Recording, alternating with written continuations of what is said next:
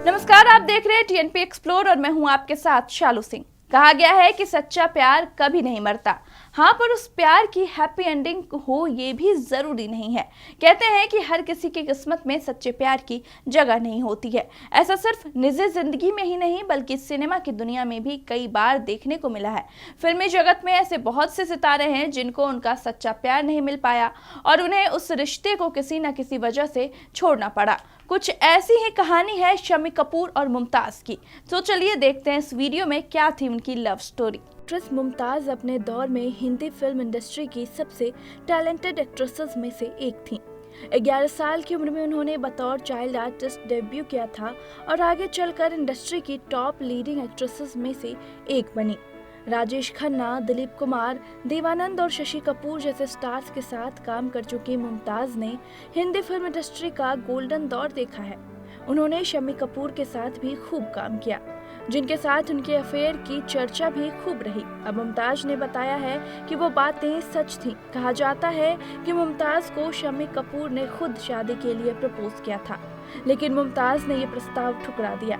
तो चलिए आपको बताते हैं कि आखिर ऐसी कौन सी वजह थी कि मुमताज को कपूर खानदान की बहू बनने का प्रपोजल ठुकराना पड़ा। अपने जमाने की बेहतरीन हीरोइनों में से एक रही मुमताज की अदाकारी की अमिट छाप आज भी लोगों के दिलों में जिंदा है। उन्होंने अपने डांस से भी सभी को दीवाना बनाया है।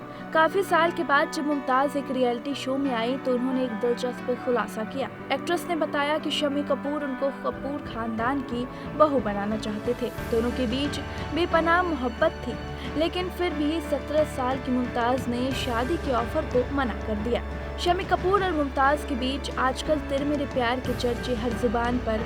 गाने की शूटिंग के दौरान मोहब्बत परवान चढ़ी थी। 3 साल तक साथ रहने के बाद भी मुमताज शम्मी कपूर की दुल्हनिया बनने से झिझक रही थी, क्योंकि उस दौर में कपूर खानदान की बहू बेटियों का फिल्मी दुनिया में काम करना मना था।